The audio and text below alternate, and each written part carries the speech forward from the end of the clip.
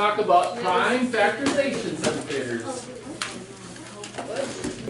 Okay? So, first of all, we have to talk about some basic terms, prime and composite. Prime, this refers to the type of numbers we're going to be working with. A prime number is a number with only two factors. Now, remember that factors are numbers, whole numbers, that go into or divide into a number evenly. Okay? So we're talking about numbers that multiply into, you multiply by another number to make a number. Like the number 11. If we start with the number 11. The only way to make the number 11 by multiplying is to multiply it by 1. Or to multiply 1 times 11. So we call that a prime number. Because there's only one way, or there's only two factors possible to make the number 11. So the ingredients to make 11, or if you think of in terms of science, the elements that make 11 are 1 and 11, and that's it. Okay? Does that make sense? Yes. Now, a composite number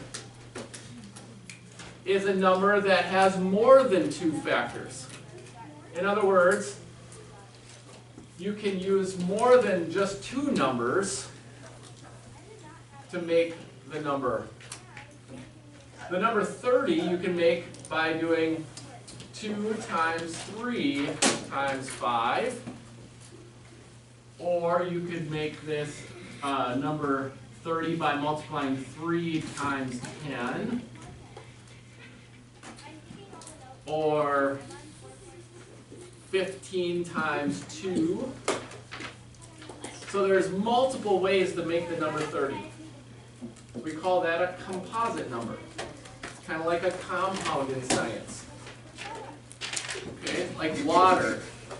Water is made with 2 hydrogen atoms and an oxygen atom. But the hydrogen and the oxygen, those are elements. So you can't combine anything to make those. Those are naturally occurring elements in the universe. Hydrogen and oxygen. Okay? Does that make sense? Yeah. Now, there are numbers that are neither prime nor composite. In other words, they don't have two factors, so they're not prime. In other words, for example, the number 1 is not prime or composite because the 1 is just 1. It doesn't have, you can't multiply it by another number to make 1. It's just 1, right? So it's neither prime or composite. 0 is neither prime or composite. Okay? So there are some numbers that are neither. Now, we're going to use those and make what's called the formula or the recipe for a number. Okay, the prime factorization is kind of like that H2O. It's kind of like the formula for making a number. And it tells you how many prime numbers you need to make a number. So if you're starting with the number 825, you know that that number is not prime because it ends in a 5. Right? And so based on lesson 1, the rules of divisibility, you know that 5 goes into that. So you can divide 825 by 5, and you can find the number that goes with the number 5. 5 times 165 equals 825, right? Yeah. You with me so far? Good. Okay. Then, 165 is not prime. That's also divisible by 5. And so if you take that, divide it by 5, you get 33. So you'd write that. 5 times 33 equals 165. But 33 is not prime, so you have to keep going. You make 33 with 3 and 11. Now, are both of those prime, Michael? are both 3 and 11 prime? Yeah. Yeah, so then you can stop, okay? And if you use the numbers that are circled, or you use all of the prime numbers that you found in your formula, then you can write the formula and put them in numerical order. And if there's two of the same, you can write them with an exponent. So the formula, or the prime factorization for the number, is 3 times 5 squared times 11. Okay, and then you can check it by putting that into your calculator, and it should multiply up to the original number, 825. Okay, what is this called, this formula? Prime factorization. That's the prime factorization. It's the recipe for making 825. So again, make sure you have these steps. Make a factor tree. Circle the prime factors in your factor tree. And then use all the prime factors to write the prime factorization, to write the formula. Okay? Any questions on that? Aiden? Do we have to do this on like every problem? Yes. Yep. All the steps? Yes. Now they're not, some of them will be much easier than this. Okay? So for example, if you're starting with the number 100, it may only have a few numbers in the formula, right? You could start with 10 times 10, and then 2 times 5, and then 2 times 5, and then circle them.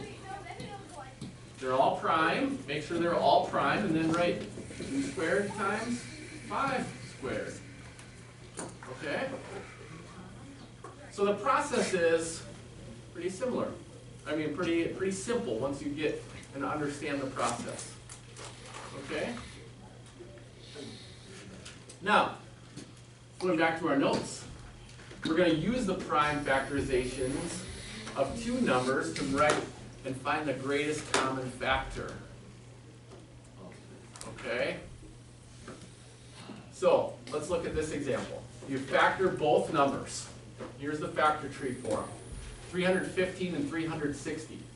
First of all, what we're trying to find is we're trying to find the biggest number that goes into both numbers. The biggest number that goes into both numbers.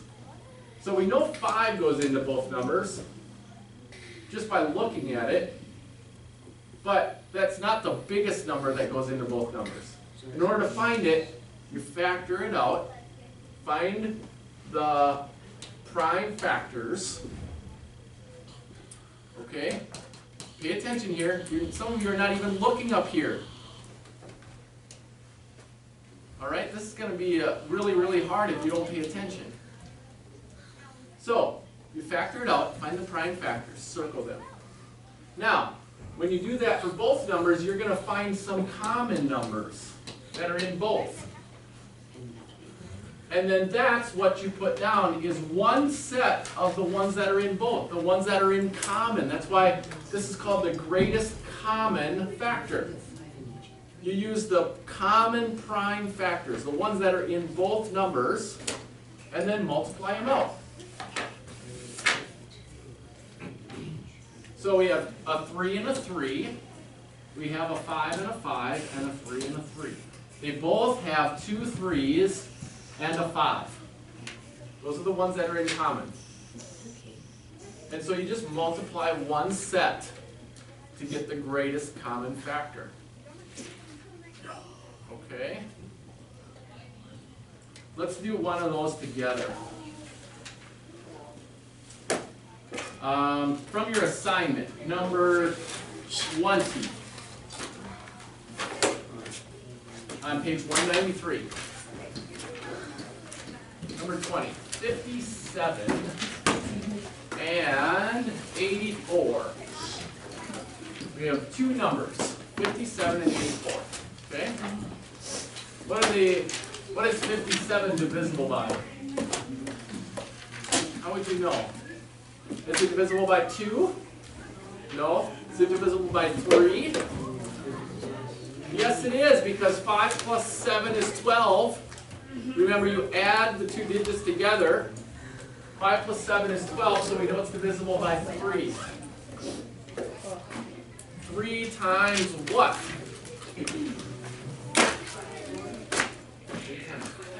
No, to make 57. 3 times what equals 57? Jacob? 19. 19, yeah. 3 times 19 is 57. You can find that by using your calculator. Okay? So, are both of these prime? Then we can stop. Go to this one.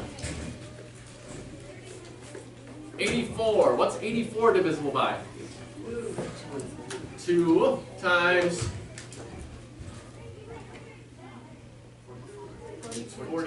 42.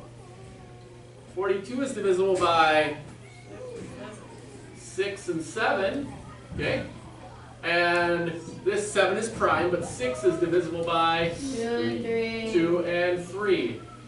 Are there any common factors? 3. Yeah, 3. Just 3. So the greatest common factor, 2 is not in both numbers. 7 is not in both numbers.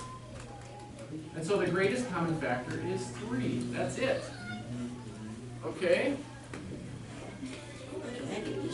So here's what I want you to do. On page 193, I want you to do